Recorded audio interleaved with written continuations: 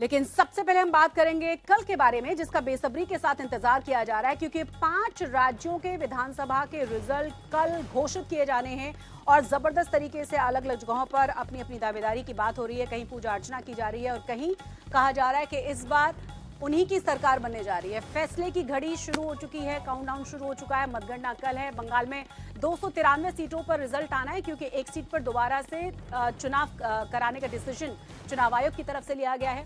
असम में 126 सीटों के लिए कल रिजल्ट आना है। तमिलनाडु, पुडुचेरी, केरलम। और आपको बता दें कि आज तक पर सबसे पहले आप तमाम नतीजे देख पाएंगे दिन भर कल लगातार।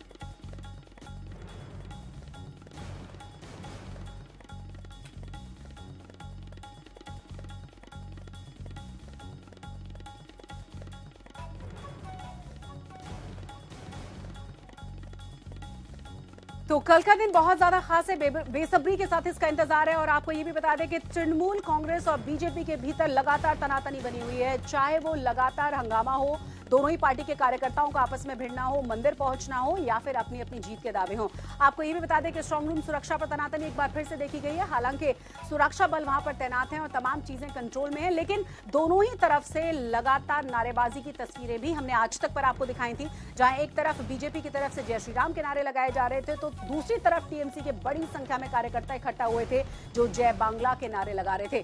टीएमसी का 200 सीटों का जीत का दावा है। ममता बनर्जी की तरफ से कहा गया है कि जो एग्जिट पोल्स हैं वो उन्हें नहीं मानती हैं। एक बार फिर से वो सरकार बनाने जा रही हैं और 200 पार टीएमसी आंकड़ा पार करने वाली है। सीओ से बीजेपी का डेलीगेशन मिला है, जिसमें उन्होंने बताया कि किस तरीके से अलग अलग जगहों पर जबरदस्त तरीके से सीसीटीवी कैमरे काम नहीं कर रहे हैं। और साथ ही साथ उन्होंने और भी ढेर सारी शिकायतें की हैं कि किसी भी तरह से कोई भी घालमेल नहीं होना चाहिए। फलता विधानसभा के हम बारे में जरूर बात करेंगे, क्योंकि तमाम जो पोलिंग बूथ हैं 285 वहां दोबारा से मतदान कराने का फैसला लिया गया है चुनाव आयोग की तरफ से, क्योंकि बीजेपी की तरफ से आरोप लगाए गए थे कि वहां चुनावों में धांधली हुई है और 21 मई को यहां पर दोबारा से वोटिंग होनी है। 24 तारीख को फलता के नतीजे आ जाएंगे।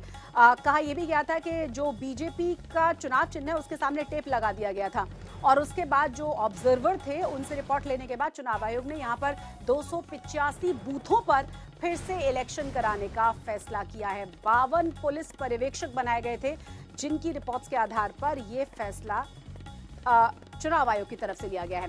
ज्यादा जानकारी के साथ हमारे संवाददाता अनुपम जुड़ गए, उनका हम रुख करेंगे। अनुपम, किस तरह की तस्वीर है, क्योंकि कई जगह तनातनी की तस्वीरें आ रही थी, कई जगह अभी भी आरोप लगाए जा रहे हैं कि स्ट्रांग रूम्स में बाहर सीसीटीवी कैमरे काम नहीं कर रहे हैं। जी देखिए, पिछले 3-4 दिनों में इस तरह के आरोप कई पाए हैं। हमने देखा ममता बनर्जी भी स्ट्रांग रूम पहुंची, शुभेंदु अधिकारी भी स्ट्रांग रूम पहुंचे थे परसों। कल विधाननगर में भी बीजेपी और टीएमसी कार्यकर्ताओं के बीच नारेबाजी हुई है। तो दोनों ही पार्टियों की ओर से इस तरह के आरोप आ रहे हैं। हालांकि आज सुबह से अभी तक शांति बनी हुई है, ज़्यादा कुछ बड़ी गड़बड़ी की सूचना नहीं है कहीं से भी, और पर्याप्त संख्या में सुरक्षा बल भी तैनात है किसी भी गड़बड़ी से निपटने के लिए। तो ऐसे में बस कुछ घंटे रह गए हैं, कुछ घंटे बाद काउंटिंग की प्रक्रिया शुरू होगी और प्रक्रिया शुरू होने के 1-2 घंटे के बाद ही रुझान भी आने शुरू हो जाएंगे। लेकिन इस बीच ये जो स्ट्रांग रूम है इसके बाहर लेकिन पिछले 3-4 दिनों से तनाव बरकरार था।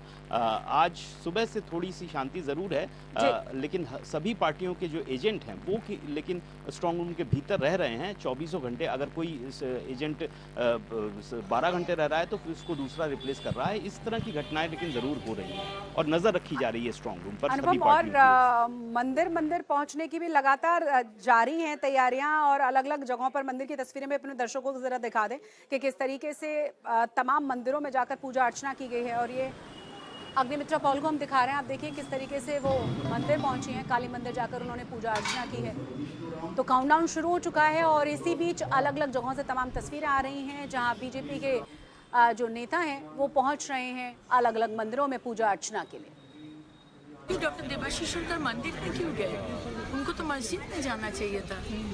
उनका पार्टी में तो सब कुछ धर्म का उपासनालय और मुसलमान को लेकर उन लोग का राजनीति है। उनका नेत्री हमारे मुख्यमंत्री जब ईद का मंच से हिंदू धर्म को अपमान करते हैं, बोलते हिंदू धर्म गंदा धर्म, तो आज डॉक्टर देबाशीष सरकार को मंदिर नहीं जाना चाहिए था। डॉक्टर देबाशीष सरकार, डॉक्टर बाबू आपको मस्जिद जाना चाहिए था, वो भूल करके मंदिर चला गया। तो मंदिर की तस्वीरें आपने देखी, अब आपको महायज्ञ की तस्वीरें भी दिखा देते हैं। जलपाईगुड़ी से ये तस्वीरें हैं और आप देखिए किस तरीके से जीत के लिए महायज्ञ यहाँ पर करवाया गया है। अलग अलग जगहों पर अलग अलग तैयारियां चल रही हैं। इसी बीच पूजा पाठ, अर्चना और मंदिरों में पहुंचने का सिलसिला, महायज्ञ इनका भी सिलसिला लगातार जारी है। तस्वीरें हम आपको दिखा रहे हैं, ये तमाम बीजेपी के कार्यकर्ताओं के साथ आप देख सकते हैं कि किस तरीके से महायज्ञ यहाँ पर करवाया गया है काउंटिंग से पहले। हालांकि बीजेपी और टीएमसी दोनों का ही अपना अपना दावा है कि जीत इस बार उन्हीं की होने वाली है। जहां टीएमसी की तरफ से कहा जा रहा है कि 200 के पार पहुंचने वाला है आंकड़ा, वहीं बीजेपी कह रही है कि टीएमसी का इस बार सफाया हो जाएगा।